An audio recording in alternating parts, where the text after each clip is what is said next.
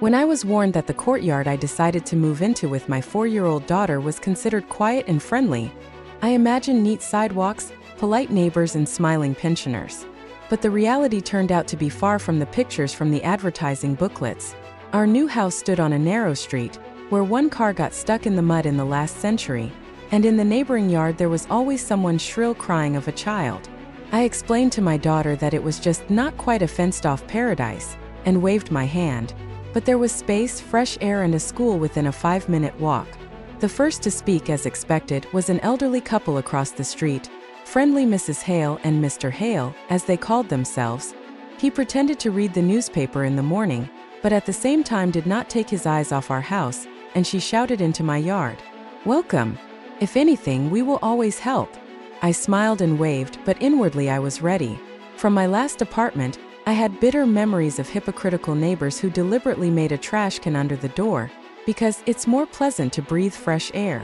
But Mrs. Hale seemed sincere in the early days. She brought a plate of cookies and invited us to tea. Meanwhile, our car, an old Subaru Outback, occupied the only parking space in front of our house. It was wide by acceptable standards, but on a narrow street it was a real treasure trove. I parked the car carefully at an angle, as my husband had indicated, so that no one would get stuck. My daughter, 7-year-old Ellie, screamed joyfully that now she would have a house on wheels right at the entrance. And here it seems the first break in this new idyll appeared. A week later, I noticed that Hale's car was taking our place. I'd go out on the porch, sigh, and walk to their house, but I heard the same phrase every time. "Oh, you don't mind, honey?" Mrs. Hale was shaking her head, smiling. "I'm just staying here for a couple of hours, Shirley's got business." I shrugged my shoulders and went back. Fortunately, I still had a couple of free meters on the other side of the house. But the next night, when I returned from the office, I had to leave the car on the next side. That's where I got stuck in the mud in the middle of the yard, and I didn't get out until morning, ruining my days at work and at my daughter's kindergarten. When I discussed this with my husband on the phone, he suggested putting up a sign saying, "Someone else's car is someone else's parking lot." But I replied that I did not want to antagonize the neighbors. They only brought us cookies yesterday. We need to negotiate and find a compromise. I didn't realize then that Mrs. Hale's smiling mask hid black humor and conscious meanness much deeper than simply intercepting a parking space. The conflict could have subsided smoothly, if not for one morning. I was awakened by the doorbell, and when I opened my eye, I saw Mrs. Hale's worried face behind the glass. "You know you have to keep an eye on the baby," she said in a hoarse but strained voice. "The police in custody are about to arrive," the neighbors complained. Ellie was alone on the street, screaming until late at night, strange noises. My heart sank. I grabbed my robe and ran out into the yard. Ellie, as if nothing had happened, rode a scooter and waved to passersby, while Mrs. Hale looked away, trying to seem like a concerned mother rushing to save a child from a careless parent. I tried to explain that this was a misunderstanding. We had a kindergarten party that a lot of parents came to, and maybe someone misunderstood the child's call when he looked around. But Mrs. Hale shook her head. "The complaints have already been sent to the department, and they will come soon to check the housing and conditions of detention." My legs gave out. It can't be. First the car problem and now the custody? I thought leading my daughter home. I found myself thinking that for the first time I regretted moving to this cozy neighborhood. That day, I spent the rest of the day making phone calls. One to my boss to ask for time off, the second to my lawyer, and the third to the custody department to find out the details of the complaint. I was informed that an anonymous complaint had been received accusing me of child neglect and inappropriate housing. The inspectors will arrive tomorrow. The next evening, I sat in the kitchen and cried silently, unable to explain to my daughter why she couldn't go to sleep at night at our house. My husband took a vacation and flew in for an emergency weekend. My husband and I, together with a lawyer, wrote a response to the complaint and collected evidence of care, photos of laundry dried in the garage, 2 new locks on the gate, a receipt for toys bought by Ellie, and even the schedule of our evening walks. But the main puzzle remained to figure out who had unleashed this wave of accusations on us and for what purpose. Even in the early days, I trusted Mrs. Hale. It seemed to me that her kind gestures with cookies and invitations to tea were just an attempt to make friends. But now I knew that there was meanness behind those gestures. And when they handed me a copy of the complaint, I read the lines and did not understand. Frequent cases of leaving a child unattended, an immediate threat to safety due to broken handrails on the stairs. The habit of a parent leaving a younger child without food for several hours. The absurd language made me laugh through my tears. An incorrect scooter, a punctured tire last week, a couple of mugs left on the kitchen table. Everything was twisted as if I were almost torturing a child. I asked the lawyer who could have distorted the facts like that.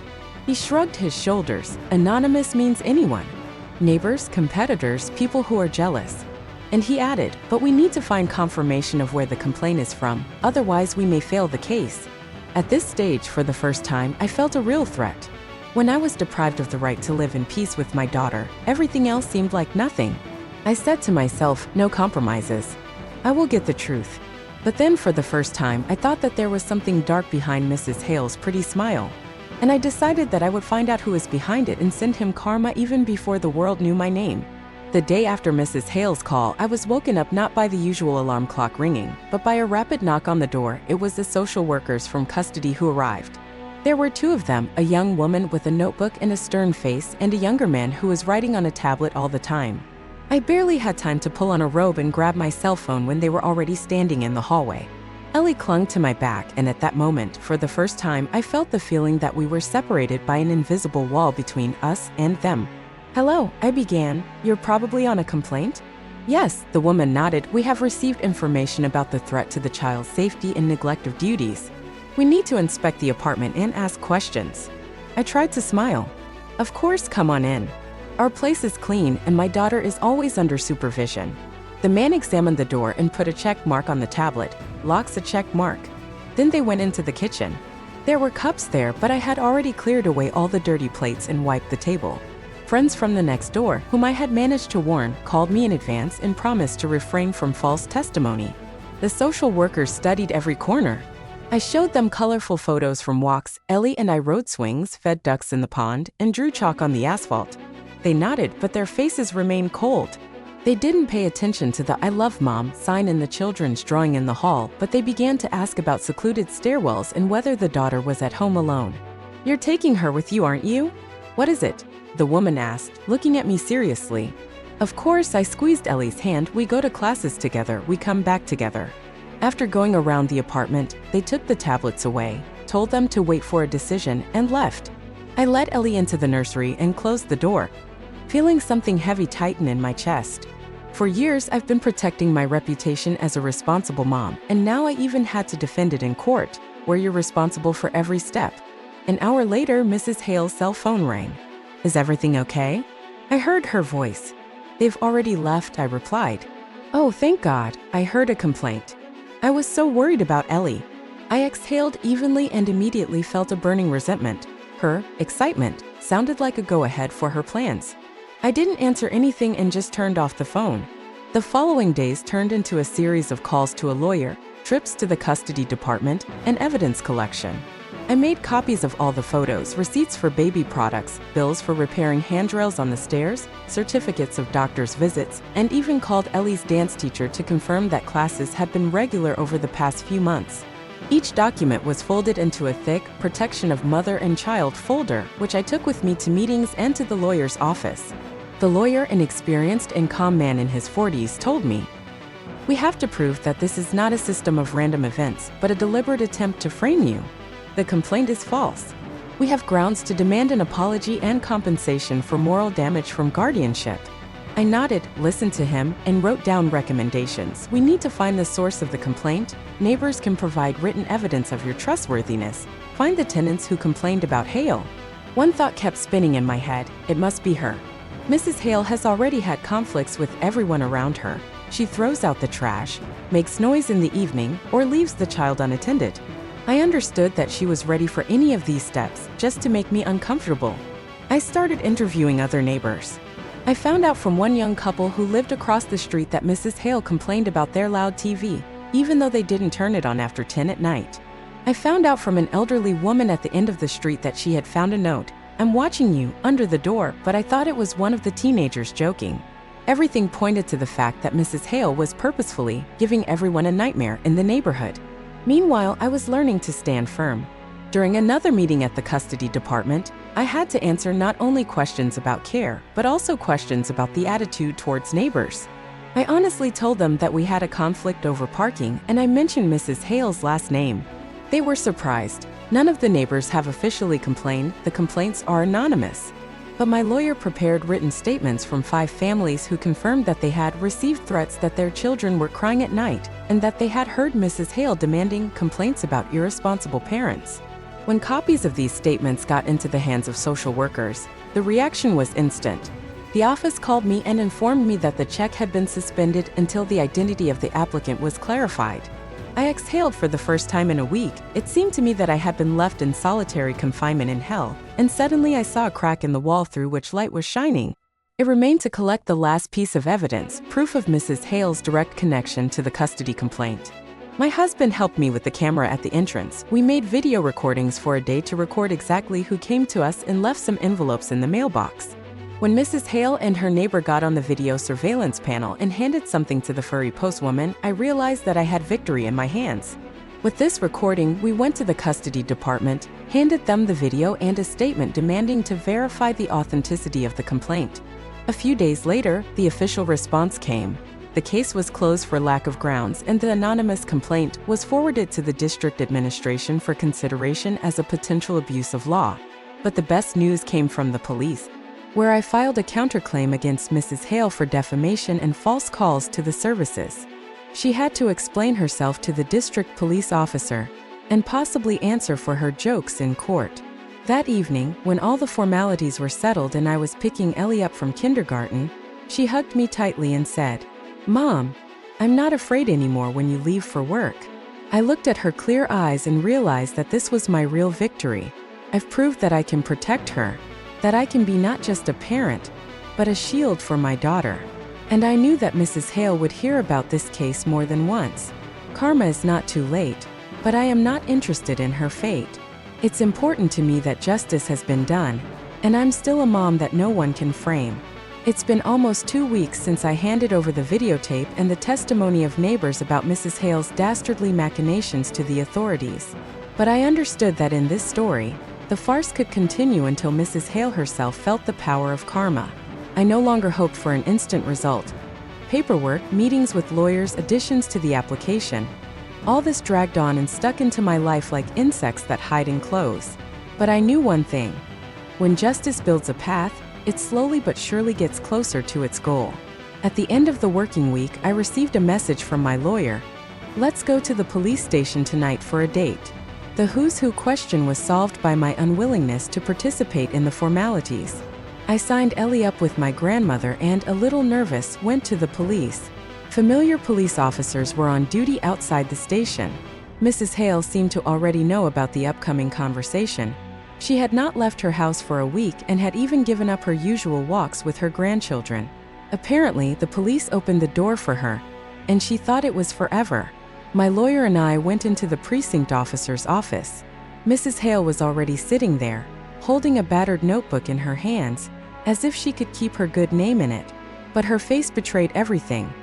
Fear, anger, bewilderment that she was dragged into this game not according to her rules.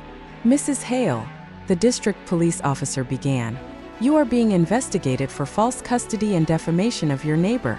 You have been charged. What do you have to say in your defense?" She took a weak breath, as if she wanted to say a pre-memorized speech. "I just wanted to help. I was worried about the safety of the child."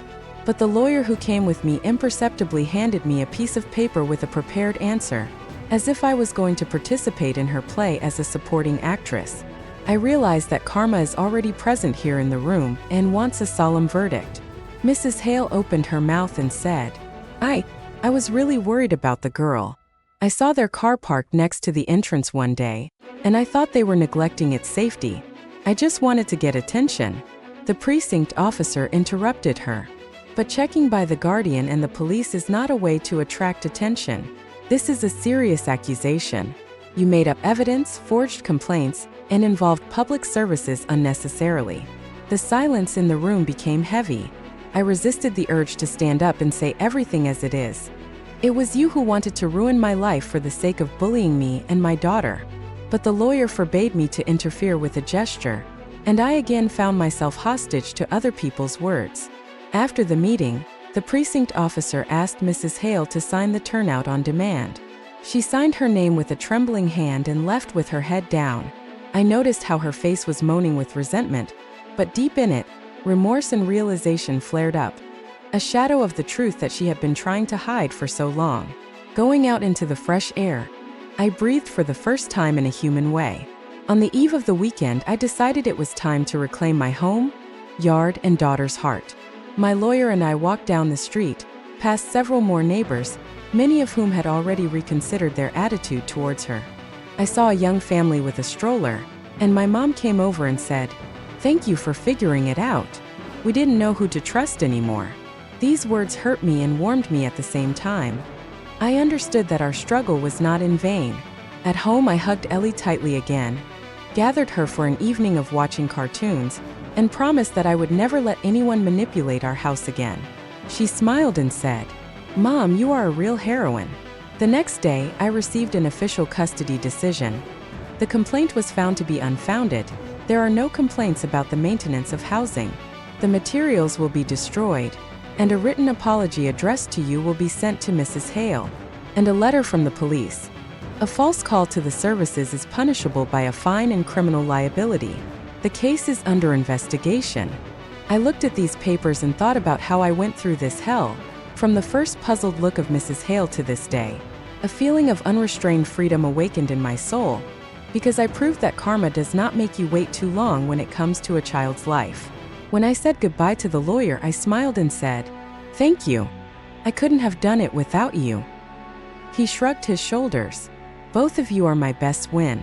It was only at home that I allowed myself to cry with relief for the first time. A few more weeks passed. Mrs. Hale retreated into the shadows. She could only be seen in the early morning, when she hurried to the store to buy newspapers, where no one paid attention to her anymore. The older neighbor, Aunt Margaret, told me, "The air has been cleaner since you dealt with her." I stood in the yard breathing deeply, listening to Ellie's laughter playing with friends on the grass. This laughter sounded like glee. Karma came not as a loud blow, but as a quiet justice that restored peace and the right to be a family.